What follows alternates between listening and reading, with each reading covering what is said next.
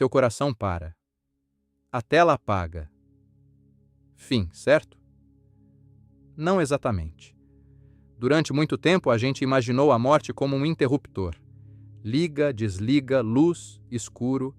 Mas nos últimos anos, a ciência começou a espiar o que acontece nos primeiros 60 segundos depois que o coração para. E o que ela encontrou não parece um desligamento. Parece um surto. Primeiro, uma distinção que quase ninguém faz.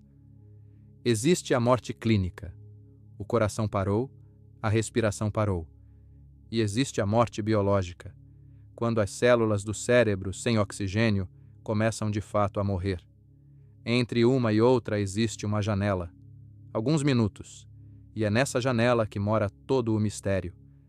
Em 2013, numa universidade em Michigan, uma neurocientista chamada Jimo Bordigin estava medindo a atividade cerebral de ratos no momento exato da morte. A expectativa era óbvia. Um cérebro sem oxigênio deveria simplesmente silenciar. Aconteceu o contrário. Nos 30 segundos depois da parada cardíaca, o cérebro dos ratos disparou.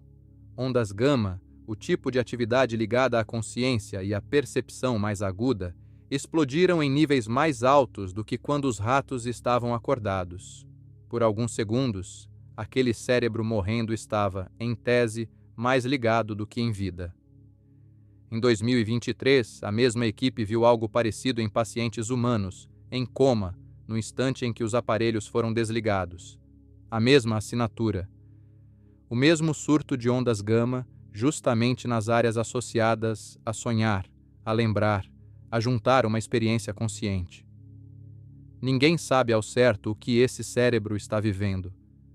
Mas a porta ficou aberta para uma pergunta incômoda.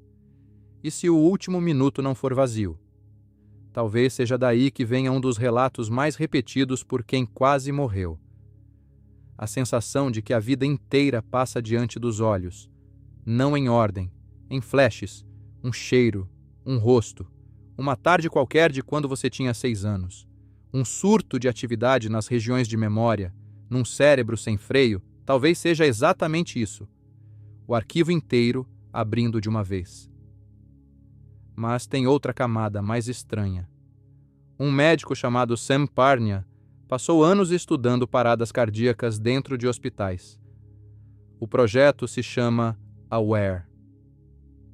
Ele queria testar uma coisa específica. As pessoas que dizem ter saído do corpo e visto a própria reanimação lá de cima estariam descrevendo algo real? Então ele espalhou imagens em prateleiras altas, perto do teto, viradas para cima. Visíveis só para quem estivesse, digamos, flutuando.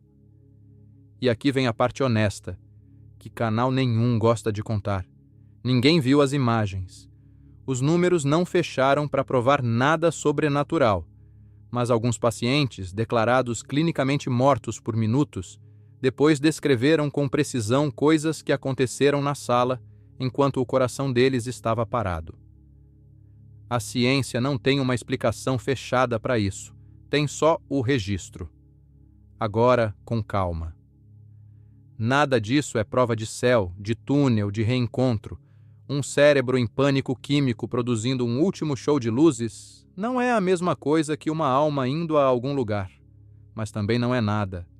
É a descoberta de que aquilo que a gente chamava de o fim pode ser, na verdade, um processo.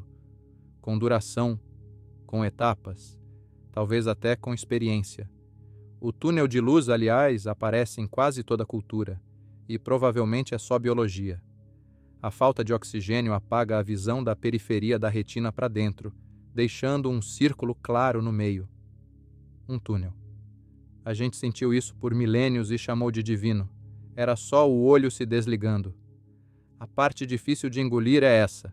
Você provavelmente vai estar presente no seu próprio último minuto, não desligado. Presente. E talvez o cérebro, no escuro total, faça a última coisa que aprendeu a fazer ao longo de 300 mil anos juntando experiências. Conte uma história.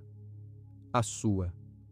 Se você chegou até aqui, você é o tipo de gente que fica pensando nisso às 3 da manhã. Então faz o seguinte: se inscreve, deixa o like e compartilha com alguém que precisa perder o sono junto. é de graça e ajuda demais um canal pequeno a crescer. Hora zero. A vida é curta demais para não fazer as perguntas.